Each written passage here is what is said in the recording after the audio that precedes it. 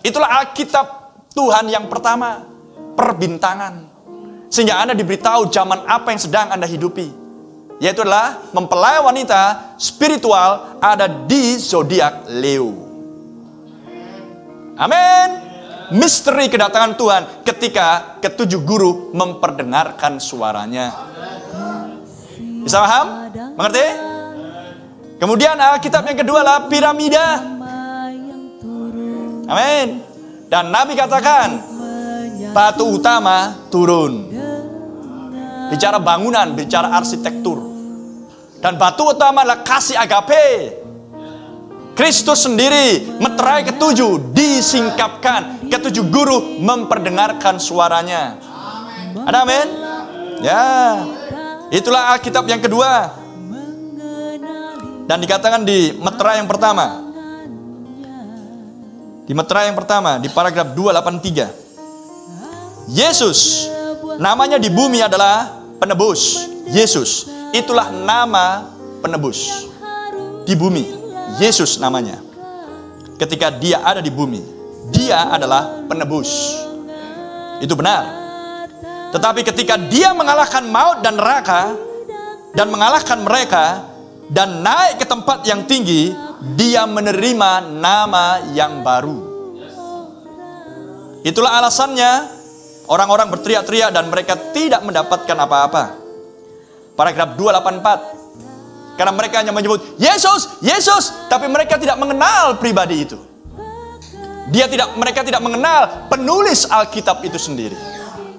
Amin. Karena mereka memahami tentang Yesus sejauh yang diajarkan oleh sekte, denominasi, dan organisasi mereka. Tergantung merek apa mereka, dari mana pengajarannya berasal. Maka sejauh itu juga umat memahami tentang Yesus. Paham? Dan mereka semua sudah disesatkan dengan doktrin yang sama, yaitulah Trinitas. Amin.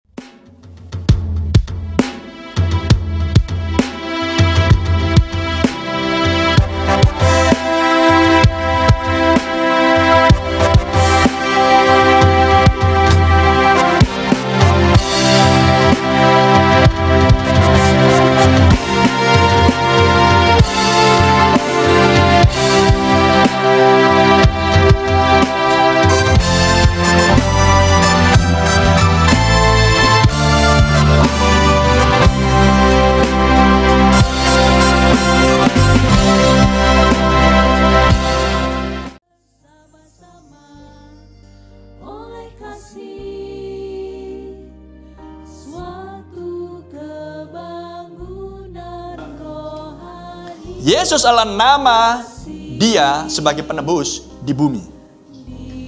Paragraf 284. Nama yang baru akan disingkapkan di dalam guru-guru. Paham? Ada di situ? Ya, itu akan disingkapkan di dalam guru-guru. It will reveal in the thunders. Paham? Dan ketujuh guru adalah pesan yang Tuhan nyatakan dengan dia turun dari sorga. Amin. Sang Raja menyatakan dirinya. Dia menyingkapkan dirinya di bawah meterai ketujuh.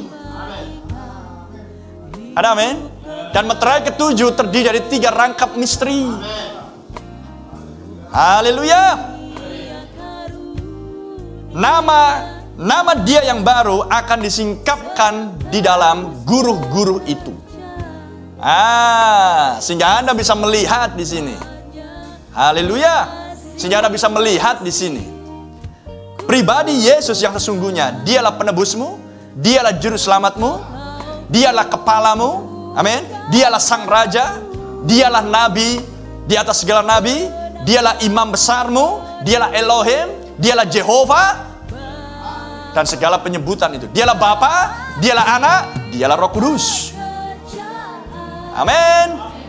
Sehingga di akhir zaman berkumandangnya ketujuh guru menyingkapkan nama yang baru dari Allah itu. Seperti yang dikatakan di Wahyu pasal 3 di zaman Philadelphia. Barang siapa menang, aku akan memberikan kepadamu nama Allahku, nama kota Allahku. Siapakah Yesus? Allah yang hidup. Amin. Yesus di bumi, dialah penebus.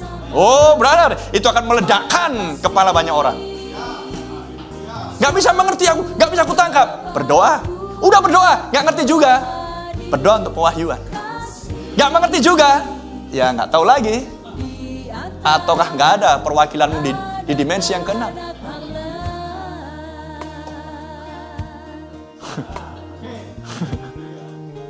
Kalau gak ada mau sampai mutar balik pontang-panting, menyeberang samudra, melintas gunung, naik turun, gak akan bisa menangkap hal itu.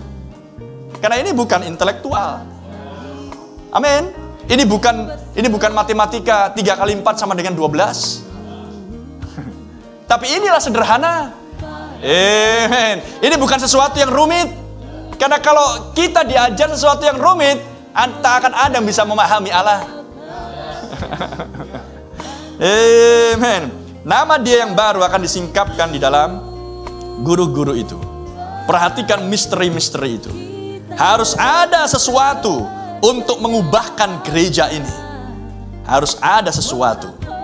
Tak ada seorang pun yang tahu selain dirinya. Apa sesuatu yang bisa merubah gereja mempelai wanita?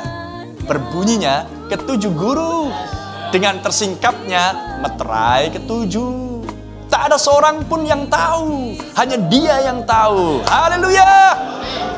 Amin. Sekarang dia itu yang tak lain adalah Bapa itu sendiri di dalam rupa Roh Kudus. Amin. Dan di bumi di dalam pelayanan nabi, anak manusia. Oh, haleluya. Mungkinkah nabi tanpa Roh Kudus? Nabi wrong, nabi palsu. Nabi palsu. Seorang nabi yang benar harus Roh Kudus di dalamnya.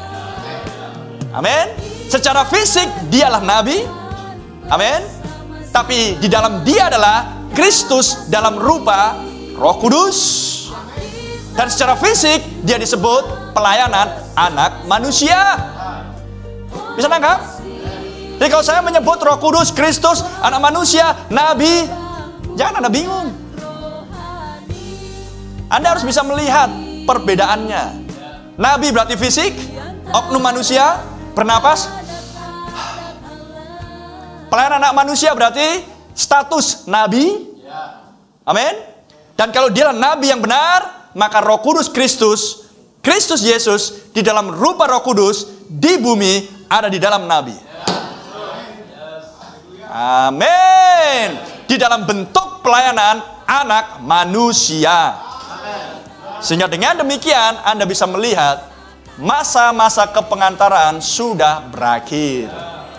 Karena dia sudah turun dari kemuliaan dia, teofani dia meninggalkan kursi kepengantaraan, dan sekarang dia ada di dalam tubuh anak manusia, nabi, dan mengumandangkan ketujuh guru. Pesan itu untuk menghasilkan mempelai wanita, ratu bagi sang raja, mempelai wanita bagi mempelai pria. Amin. Dan otomatis sebagai mempelai wanita, sebagai ratu, sebagai istri, dia memperoleh nama sang suami.